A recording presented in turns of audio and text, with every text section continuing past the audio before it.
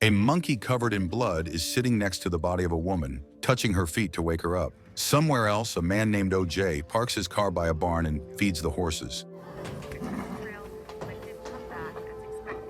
Then he takes the horses out to dry after washing them and walks over to his father, who is training a horse. Seeing OJ, his father starts a conversation about an upcoming filming and reminds him that they will be included in the sequel so they don't have to sell more horses. Well, we sure as hell ain't got to sell no more horses. His father then asks where OJ's sister is, but OJ shrugs and says he doesn't know. His father reminds him that she was supposed to be there. Without saying anything, OJ walks away. She's supposed to be here. Yeah. As OJ walks away, he opens his phone, but the signal isn't working. Shortly after, a piece of machinery stops. OJ freezes when he hears a scream in the distance. He then sees things falling from the sky. OJ turns and sees the horse his father was riding walking, and suddenly his father falls off. OJ runs to him and quickly puts him in the car to take him to the hospital. You good, you good, you good, you good. You good? On the way, he tries to keep his father awake, as he is bleeding from the injury caused by the fall. When they arrive at the hospital, his father is taken in for treatment.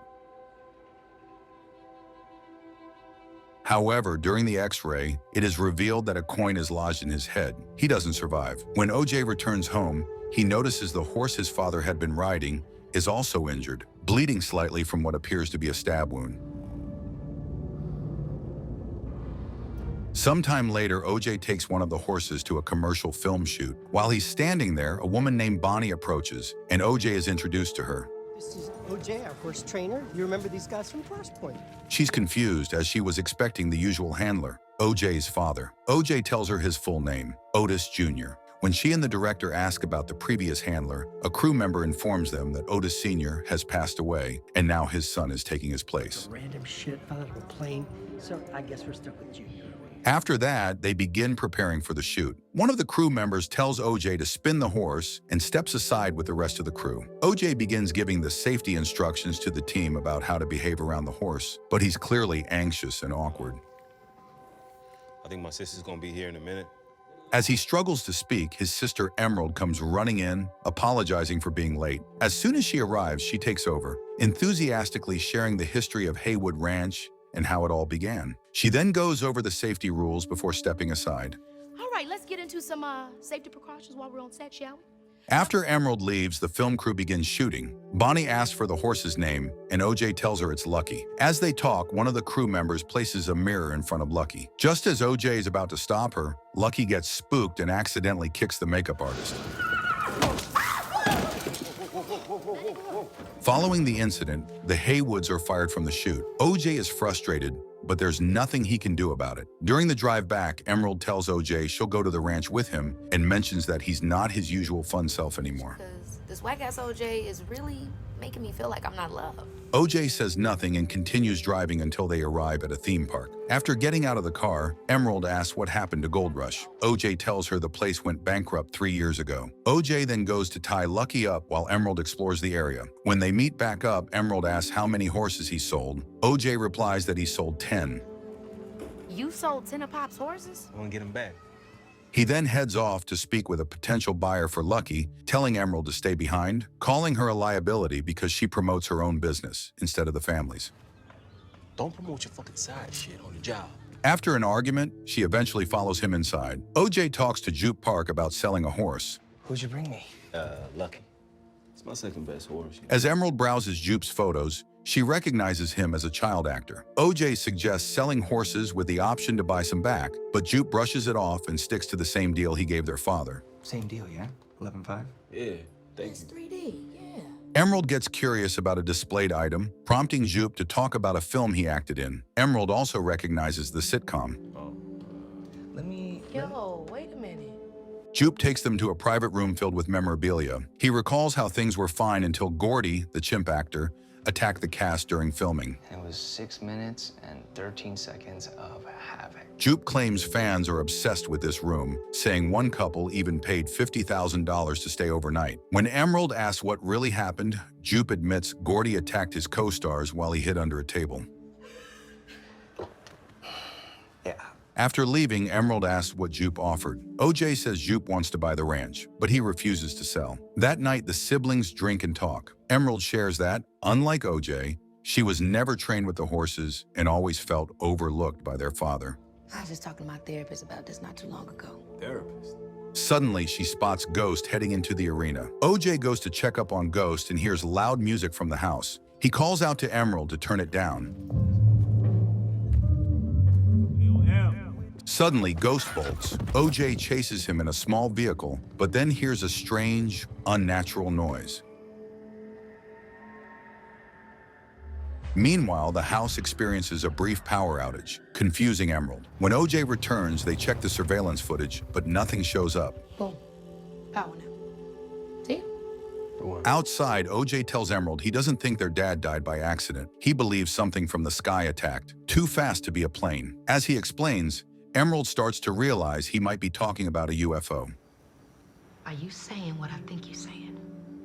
The next day, OJ and Emerald buy new surveillance cameras. Angel, the store clerk, joins them to install the system. As Angel set up the cameras, OJ learned how the cameras work. As they are doing so, Angel casually shares he believes in aliens when they hear Emerald scream. They rush over but find out she just brought a plastic horse statue as a decoy. After setup, Jupe visits briefly to invite them to a family show, then leaves. That night, OJ hears noises outside. It's just sprinklers and machines, which he turns off, but they switch back on by themselves. He then hears squeaking and sees strange figures. He starts recording, but one appears behind him, and he reflexively punches it, only to find it's a kid in costume. They're children from Jupiter's claim, playing a prank after Emerald stole the horse statue. They trying to prank Haywood? It's on! You stole that horse. Inside, Emerald checks the surveillance but finds nothing and heads to bed. Angel calls saying there's a bug on one camera and camera B is offline. Just calling to tell you that there's a bug on camera A. I know. At the same time, OJ is out with a horse that suddenly runs. He looks up and sees a tornado-like shape forming in the sky. Emerald sees it too and shouts for him to run. OJ! It's in the cloud! A disc-shaped object hidden in the clouds begins moving. OJ hides under shelter as the UFO passes. Back at the house, Emerald expresses that she wants to leave, but OJ insists that she stay because he still has animals to care for. It's not coming again tonight. I don't care. No. The next day, they contact Antler's Holst, a cinematographer, to help capture the UFO. He dismisses Emerald as unrealistic and declines. At the same time, Angel comes to verify something he sees in the surveillance and gets shocked when he sees it was. Holy shit, it's real. He then takes them back to the computer to review the footage at the ranch. While checking the recordings, they once again verify one cloud hasn't moved. OJ realizes it's been in the same spot for 6 months. I'll probably be looking at the same damn cloud every day for the last 6 months. In the past, during a live sitcom taping with a trained chimp, a balloon popped, triggering the animal to attack the cast. The audience fled in panic. One child actor, Jupe, hid under a table, watching the chimp violently attack his on-screen parents. He then noticed a single upright sandal amid the chaos. Afterward, the chimp sat beside the injured woman, then approached Jupe, offering its hand, but was shot before reaching him. Now grown, Jupe runs a Western theme park and is still haunted by the memory, and now his wife is helping him focus before their next show. Feeling good? Yeah, feeling good. Elsewhere, OJ discovers a flyer and realizes his horse Lucky is part of Jupe's act. Following this, he heads to the park to retrieve him. I'll tell you, that woman is a saint for putting up with all my craziness. At the show, Jupe, now a performer, dedicates the event to his injured co-star. He tells the crowd his family has been witnessing a strange phenomenon for months. He recalls the first time it appeared. A horse named Trigger was taken by a flying saucer in the fog. Jupe then reveals Lucky in a cage, promising the audience they'll witness the phenomenon within the hour. Before that, his kids perform in alien-like costumes. Above, a large shape glides by, pulling decorations. The crowd stares at a fixed cloud, the usual spot for the object's appearance. Though it's early, Jupe reassures them. Welcome to the Star Lasso experience. When Lucky's cage opens, the horse won't move. Suddenly, the lights cut out, the wind picks up, and the injured woman's veil lifts slightly, exposing her scarred face. All eyes turn upward as the entity arrives. One by one, audience members are pulled into the sky, their screams fading into the creature. Inside, they're crushed in a dark, organic space. OJ arrives to find the park empty. Lucky remains, but everything else is silent. As he moves in, the creature notices him. He hides, barely avoiding its pull. That night, OJ wakes in the park, loads Lucky into his truck, and calls his sister, warning her it's not a spaceship, it's alive, and it consumed the crowd. It ain't them all. It's alive, Em.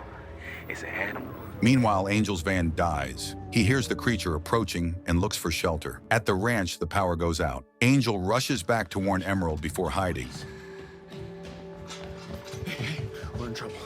She freezes as screams echo above the house. A roar follows, then silence. The creature vomits undigested objects, covering the house in blood and debris.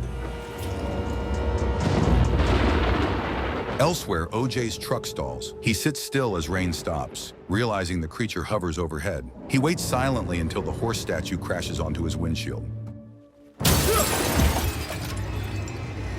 By morning, power is restored. OJ drives to the house. Emerald tells Angel to leave, but he insists they stay. Gotta get out this no fucking house! We're alive still because we stayed here. OJ reaches Angel's van and opens the door. As Emerald and Angel run towards the van, the music cuts, a sign the creature is near. Still, they manage to escape. That night, news of the disappearances spreads. Antlers sees the story and becomes interested. Later, OJ urges the group to go back to the ranch because he needs to let Lucky out and feed the other horses. But fear has shaken them until Emerald receives a strange call. The next day, Antlers arrives at the ranch and is fascinated by the still cloud overhead. OJ explains the creature only shows up when hunting. After observing its behavior, OJ names it Jean Jacket and recalls how it reacted aggressively to the decoy horse. His sister blames them, but OJ says the real mistake was trying to tame it like a pet. He believes mutual respect is key. How exactly do you enter an agreement with a fucking... Antlers suggests using horses as bait, but OJ insists on doing it himself. They start preparing. Antlers brings a hand-cranked camera to avoid electronic issues. Angel gathers supplies, and Emerald makes costumes and retrieves sky dancers from the theme park. One night, they sit quietly. Angel tries to justify the risk with dreams of fame, but everyone stays silent, aware of the danger ahead. Antlers then starts telling them a story. The next day, the plan begins. Antlers and Angel hide under camo nets with their gear. Emerald sets up sky dancers, while OJ rides Lucky across the land, noticing one dancer down. Suddenly, OJ sees one of the dancers is down. Sorry, scared. Man down. Amidst this, a man on a motorcycle appears, asking questions. Emerald realizes he's paparazzi looking for answers about the missing park guests. When she won't talk, he speeds off. She watches as the sky dancers go limp, a sign the creature is near. The man's bike dies mid-ride, and he crashes. OJ hears his screams and rides to help, but his radio cuts off. The injured man only cares about filming. The sky dancers inflate again. The creature is moving away. OJ tries to get the man on Lucky, but he refuses, focused on his camera. Then everything powers down again, failing. Dancers, cameras, all at once. Scorpion King, make a name for yourself. In the reflection of the man's helmet, OJ sees it. Jean Jacket is overhead. He quickly apologizes and flees. The creature swoops down and pulls the rider into the sky, just feet behind him. As the screams close in, OJ stays motionless, avoiding eye contact while the creature sucks up the sky dancers. When it finally flies off, he gallops away, only for it to reappear right in front of him. OJ lures it with a parachute, which the creature snatches, giving him enough time to jump off Lucky and hide in a nearby shed. The creature flies past, uninterested. The team celebrates. Their strategy worked, but Antlers, unsatisfied, takes his camera into the hills to get a better angle. The creature doesn't hesitate. It targets him next. Even as he's pulled in, he keeps filming, refusing to stop. Jean Jacket turns its focus to Angel next, but a gust of wind throws a tarp over him, pushing him out of reach. It then descends on the barn, ripping off its roof. Emerald is thrown through the air, landing just beside the house. When things calm, Angel tries to escape, only to get tangled in barbed wire. Thinking fast, he wraps more of it around himself. When the creature tries to snatch him, it fails. The wire holds. He falls back to the ground, bruised but alive.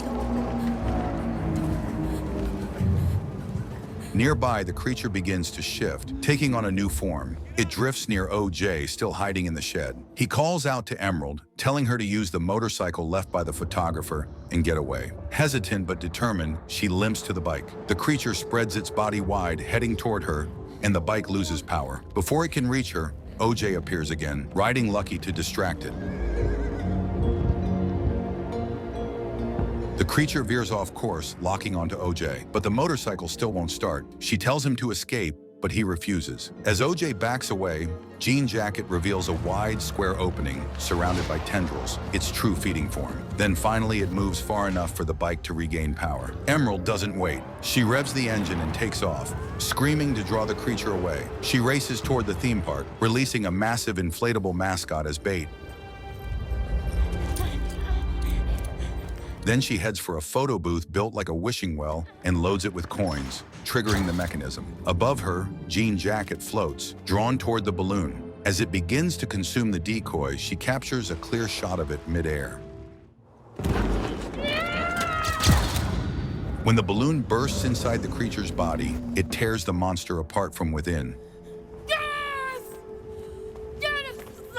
Exhausted but triumphant, Emerald collapses just as media crews arrive, finally witnessing the aftermath. Instead of heading toward them, she turns away and sees OJ, alive, waiting for her. Nope delivers a tense and genre-defying blend of sci-fi, suspense, and social commentary. With a slow-burning mystery and escalating stakes, the film explores themes of exploitation, spectacle, and survival. Smart direction, haunting visuals, and layered performances make it a bold and memorable cinematic experience.